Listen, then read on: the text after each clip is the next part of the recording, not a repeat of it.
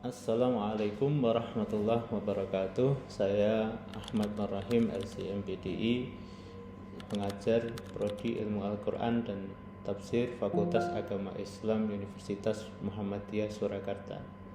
Di prodi ini saya mengajar beberapa mata kuliah, salah satunya adalah ilmu tafsir yang memiliki kode 322129. Mata kuliah ini memiliki bobot 2 SKS dan diajarkan di semester 2 dan dibebani dengan CPL 1 CPL penguasaan pengetahuan teoritik tentang ilmu Al-Quran dan ilmu tafsir. Mata kuliah ini menetapkan 3 CPMK dan sub CPMK.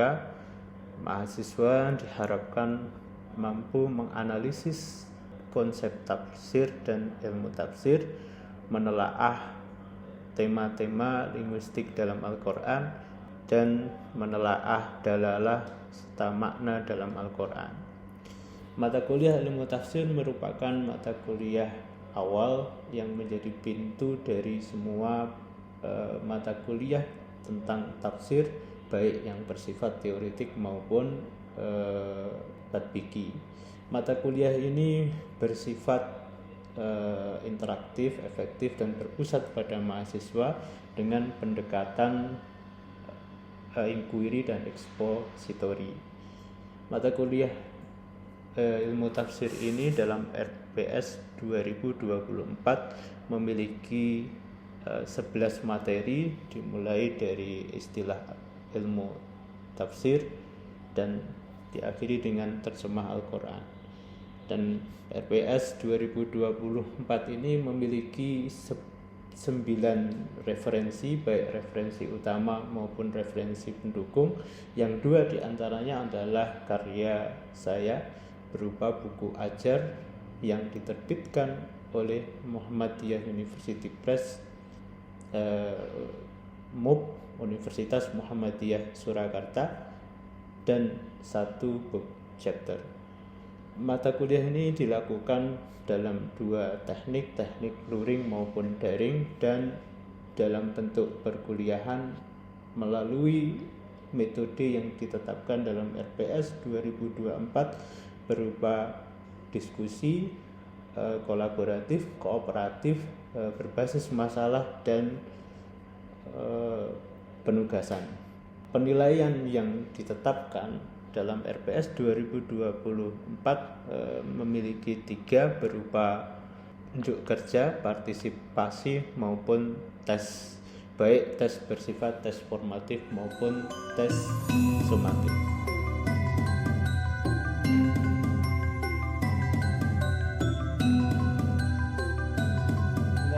Assalamualaikum warahmatullahi wabarakatuh.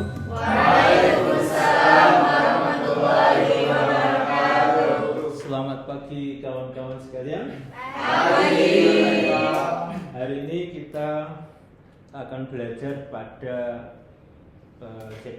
CPMK yang kedua tentang telaah topik-topik linguistik dalam Al-Quran.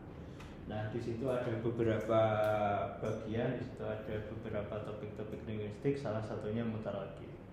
Di pertemuan lalu kita sudah berbicara tentang bagaimana apakah mutaradif atau sinonim itu ada dalam Quran.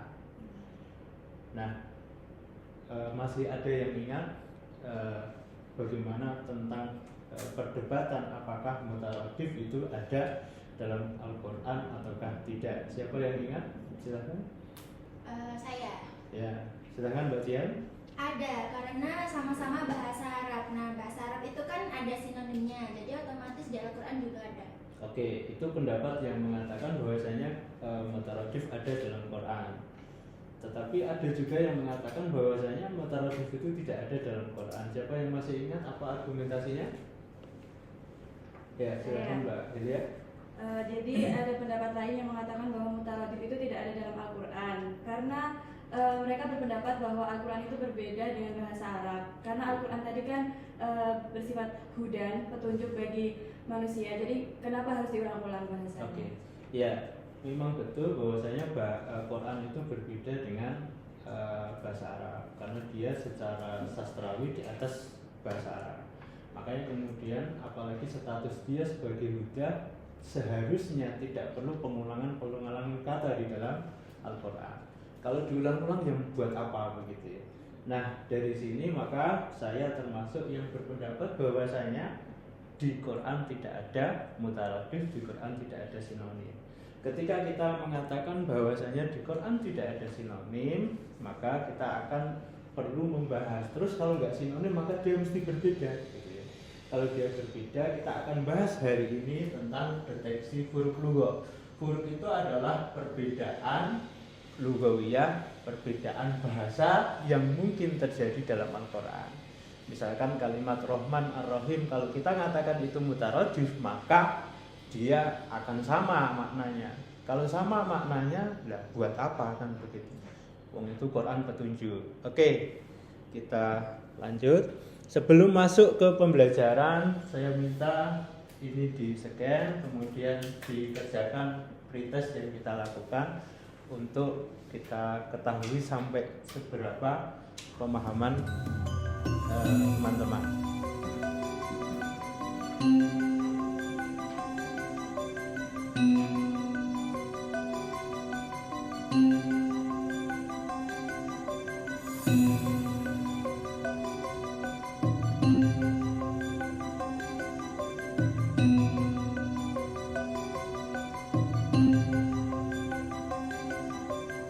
Oke, jika kita lihat maka di sini yang jawab benar sudah oke. Nah, sudah 7 orang yang respon. Oke, sambil menunggu jawaban Anda sekalian, kita masuk. Nah, nanti kita akan ada post test insya Allah gitu ya. Oke. Di sini kita akan membahas, di sini ada gambar. Nah, kalau kita paham teknik fahmul hurufnya, jadi teknik fahmul huruf, maka kita akan menemukan bahwasanya Quran itu punya kekayaan kosakata, gitu ya. Jadi makanya nanti kualitasnya naik. Jadi Sariul Quran, jadi Quran itu punya kosakata yang banyak sehingga apa? Dia akan meletakkan Quran dalam barisan psikologis manusia.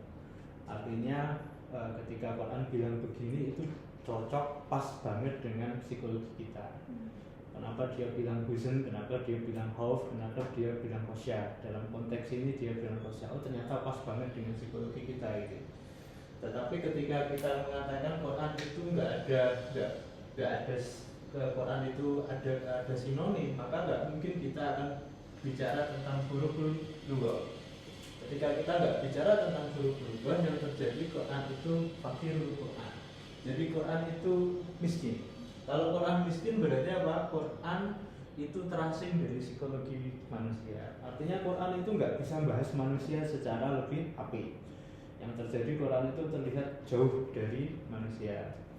Oke. Nah, teknik-teknik yang ada itu, nah kita sebelum bahas di situ, kalau lihat gambar tekniknya nanti ada sekian ini, lebih jelasnya saya akan jelaskan di bagian yang sini.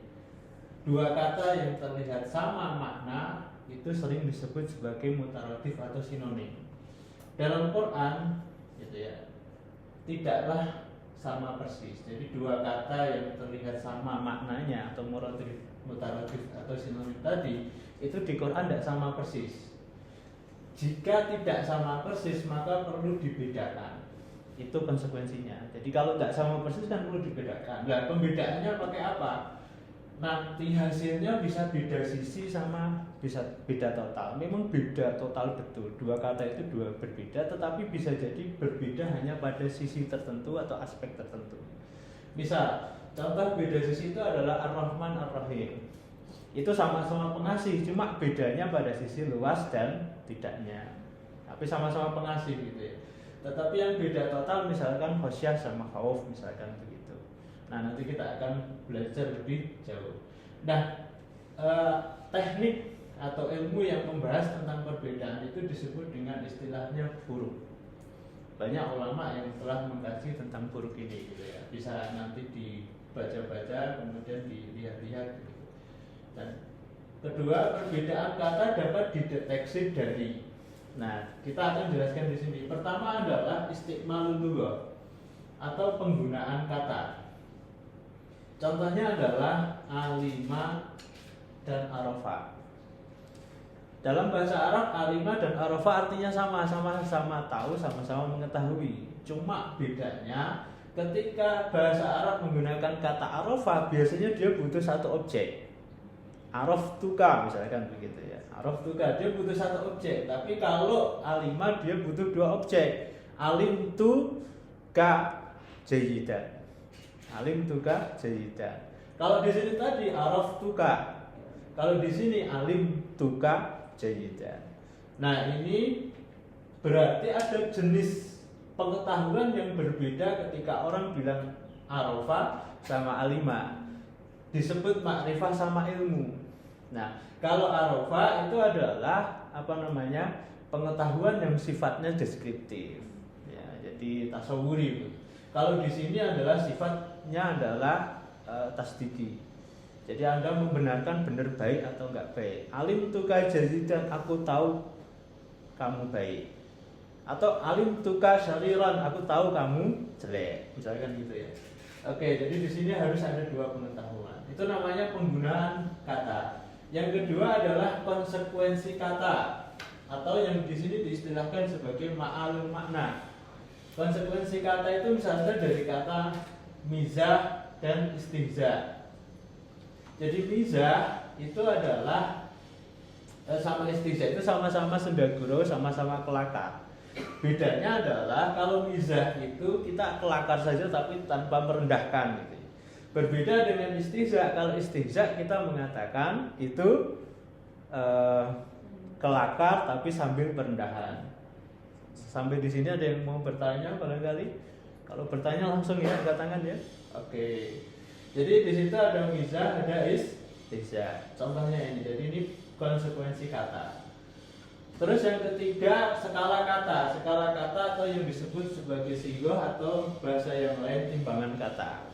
Nah, skala kata itu kita misalkan contoh astafhim misalkan ini sama as'al, dua-duanya sama-sama bertanya. Bedanya apa? As'al itu nggak ada tambahan alim sin ta. Jadi ada tambahan ini mazid, ini masih ingat? Mujarad. Ini mujarad, ini mazid. Nah, ada dua sisi yang berbeda. Ini mujarad, ini mazid. Kalau ini ada mujarad, ada mazid, maka di situ ada alif sinta. Kata alif sinta itu menunjukkan kalau dalam bahasa Arab ziyadatul makna tadullu ala ziyadatil makna. Jadi tambahan bangunan, tambahan kata itu menunjukkan tambahan makna. Makanya sering dipakai kata astafhim itu dipakai untuk bertanya sesuatu yang berat, yang rumit gitu ya. Astafhim muka, astafhim minka misalnya. Tetapi kalau as'al di Quran dipakai untuk bertanya sesuatu yang ringan gitu ya. Terus yang keempat derivasi kata. Nah, derivasi kata itu kita istilahkan di sini dengan istilah istiqoq. Istiqoq itu pecah. Jadi istiqoqul lafzi itu berarti pecahan kata atau derivasi kata. Nah, derivasi kata itu contohnya adalah qoro'ah sama tilawah. Qoro'ah dari kata qiraah dari kata qoro'ah, tilawah dari kata tala. Bedanya apa? Qoro'ah itu muncul, tapi kalau tilawah itu mengikuti. Makanya kalau qiraah sering dipakai untuk apa? Untuk membaca yang suaranya keras. Tetapi kalau tilawah dipakai untuk setelah Anda baca ngikuti apa? Mikir, nganalisis. Nah, cenderung baca yang suaranya lirik. Oke. Kemudian yang terakhir ada namanya harfun takdiyah. Dilihat dari harfun takdiyahnya. Misalkan afautu angka dan ghafartu laka. Kalau saya bilang afautu angka, saya memaafkan, sama ghafartu laka ya sama, saya ngampuni, memaafkan itu intinya sama. Artinya kita nggak peduli dengan kesalahan orang lain. Cuma bedanya kalau angka itu jenengan udah nggak mikir apapun. Ya, nggak mikir, nggak ada rasa apapun, pokoknya nggak bersinggungan kesalahan itu dengan diri kita, karena dia angka dari kita gitu. Dia menjauh dari kita. Tetapi kalau ghafartu laka jenengan pakai lam itu berarti jenengan ngasih pada engkau. Berarti di situ Anda kasih sesuatu. Apa? Pemaafan, pengampunan. Jadi ada transit dulu dalam pikiran kita, transit dulu dalam perasaan. Kalau afautu angka, kesalahan itu nggak perlu transit. Tetapi kalau di sini ya dia transit dulu. Setelah transit saya kalau mau ngampuni ya dikeluarkan dulu, tak maafkan dulu gitu kira-kira. Jadi Allah itu kalau bilang ghafartu laka ya Allah itu udah mikir kamu itu salah gitu. Beda kalau afautu angka, ada salah, Allah nggak mikir juga nggak perlu maafkan. Kalau di sini Allah masih mikir, masih maafkan. Nah, sebagaimana dalam RPS di sana kita kooperatif, maka saya persilahkan ini dibuat dua orang saja. Silahkan search di internet pakai HP Anda atau laptop Anda, apa perbedaan lahun dan laibun, kemudian khosyatun dan khaufun. Silahkan.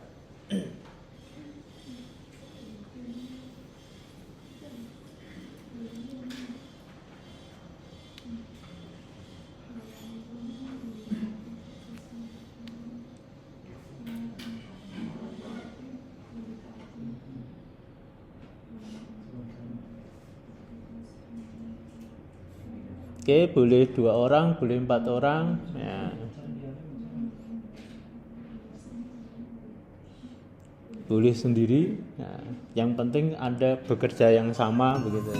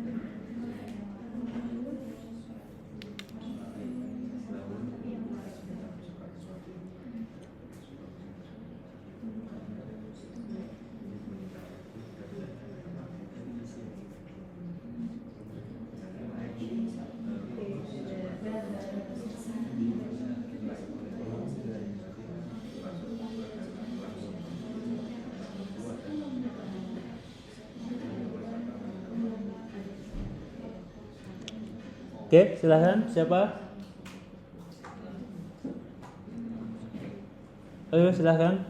Oke, ya silahkan Mbak.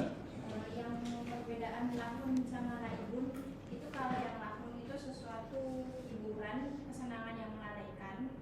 Kalau yang laibun itu hiburan, tapi yang tidak bersifatnya nggak serius, kayak seperti main bola. Kalau yang lahun contohnya seperti mendengarkan musik sampai hingga lupa waktu.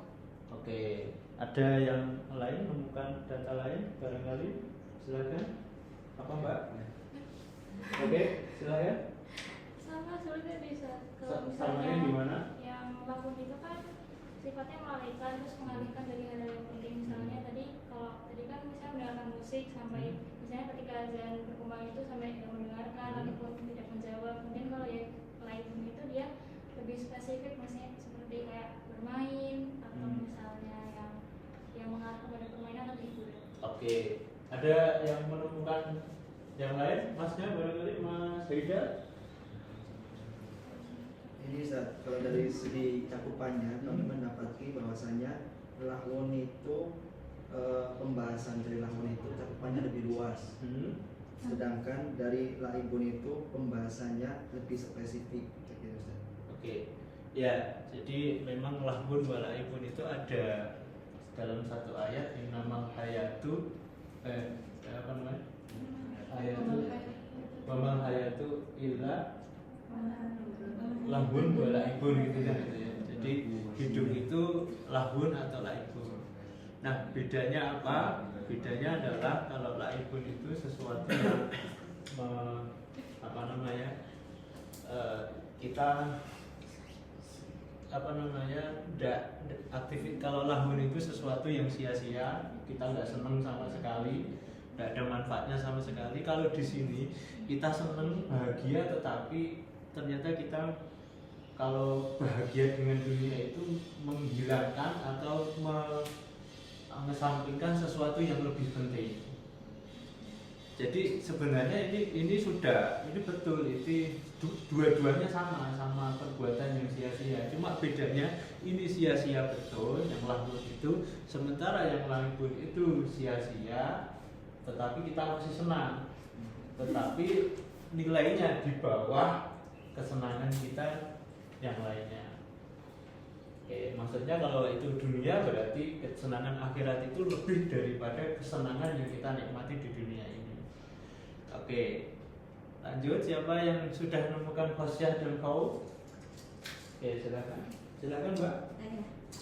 Itu kan yang dari khauf itu perasaan takut secara umum, entah itu dari peristiwa atau bahaya fisik dan lain sebagainya. Jadi itu cakupannya lebih luas, tidak dari segi peristiwa tadi ataupun yang terjadi kepada manusia. Kalau misalnya tadi khosyah itu, dia itu rasa takut yang dimana dia itu disertai dengan keagungan, kehormatan. Nah, dia itu lebih spesifik kepada sosok yang lebih azim gitu, lebih seperti kayak spiritual gitu. Ya, ini lebih umum, dia pada sesuatu yang pribadi yang apa namanya? Istimewa, kita hormati. Yang khosyah itu pada pribadi yang kita hormati gitu ya. Tetapi kalau khauf itu semua jenis ketakutan. Oke, ada yang lain bukan? Sama. Oke, Mbak. Iya sama. Ada yang lain, Mas? Oke, satu lagi silahkan. Siapa yang bukan dulu? Oke, silahkan Mbak. Kalau tadi sama kayak Mbak yang sebelumnya, kalau khosyah itu lebih takutnya itu lebih tinggi derajatnya dan lebih khusus. Biasanya takutnya hanya pada Allah saja atau yang lebih tinggi derajatnya. Nah, kalau apa tadi khauf itu takutnya lebih ke umum, entah takut pada hewan atau peristiwa tertentu. Ya, khosyah sama khauf itu kalau dipakai di Quran memang ini lebih umum, khauf di semua jenis ketakutan gitu ya. Tapi kalau khosyah itu sering dipakai dalam konteks sesuatu misalkan Allah itu kalau kita lihat. Nah, para ulama dia lebih dia paras lagi, dia syarikan lagi. Kemudian khauf itu dipakai untuk sesuatu yang kita tidak tahu. Artinya semakin tidak tahu, semakin dengan takut. Berbeda dengan khosyah itu semakin tahu berarti dengan semakin takut. Jadi kebalikannya begitu. Jadi kalau khauf itu semakin tidak tahu semakin takut, tetapi kalau khosyah semakin tahu semakin takut. Jadi kalau misalkan nama yang sallallahu alaihi ulama itu ya, sesungguhnya alim ulama itu yang paling takut dengan Allah. Berarti apa? Ketika dia makin takut, makin tahu Allah, maka dia akan semakin takut. Dalam bahasa Jawa ada istilah wedi karo pekiwu. Nah, gitu ya. Jadi wedi itu takut karena sesuatu, pokoknya semua kita takut gitu ya. Tapi kalau pekiwu saya itu sebenarnya juga takut, tapi takutnya karena menghormati, karena saya tahu kadar beliau dan seterusnya. Oke, kira-kira itu. Terima kasih atas diskusinya. Kita applause untuk kita bersama. Oke. Pemahaman perbedaan kata berdampak pada pemahaman nuansa kata. Artinya kita akan tahu, ketika kita tahu kata ini bedanya apa dengan ini, maka kita akan tahu kondisinya, nuansanya, fungsinya dia secara psikologis seperti apa, sehingga akan diposisikan tepat sesuai legalitas pesan. Jadi Quran itu pesannya kayak apa? Misalkan itu dia pesan ini, ya, dia minta kita seperti ini. Misalkan in nasina au akhtana Rabbana la tahmil alaina isran kama hamaltahu 'alal ladzina min qablina wa la tuhammilna wa fil lana. Yang sebelumnya apa? Inna sina wa akhtana. Sebelumnya apa?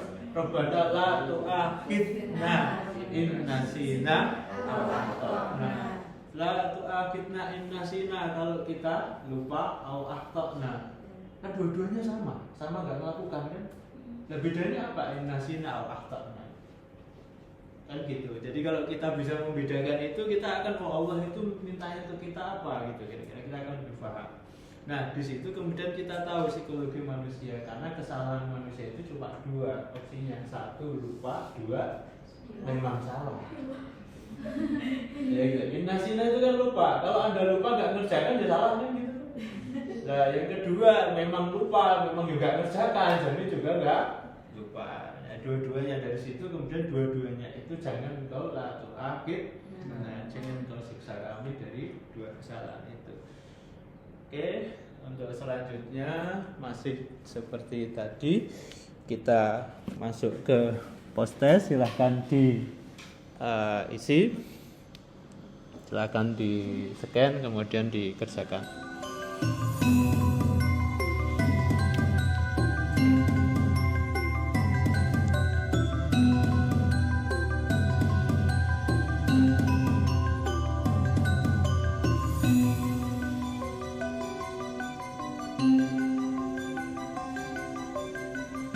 Oke, sudah terlihat naik 4 yang korek. Oke. Ya. Ini nanti akan saya rekap, dan ini juga sebagai absensi Anda. Jadi saya tidak perlu manggil Anda satu-satu. Nanti ini akan kita rekap. Hasil rekapnya adalah sebagai absensi kehadiran Anda pada hari ini, dan itu adalah bentuk partisipasi Anda di kelas. Terus bagi yang tadi menyampaikan pendapatnya, tadi sudah sebagian sudah saya rekap, saya hafal gitu ya. Nanti tolong manajer kelas atau ketua kelas untuk nanti melaporkan siapa tadi yang aktif dalam kelas. Nah, untuk pertemuan hari ini saya kira saya anggap ini cukup. Apakah masih ada pertanyaan atau hal-hal lain yang perlu disampaikan? Cukup. Oke, terima kasih atas kehadiran saudara sekalian, kawan-kawan mahasiswa. Saya mohon maaf jika perkuliahan hari ini banyak kesalahan. Kita tutup. Subhanakallahumma rabbana wa bihamdika asyhadu an la ilaha illa anta astaghfiruka wa atubu ilaik. Assalamualaikum warahmatullahi wabarakatuh. Waalaikumsalam warahmatullahi wabarakatuh.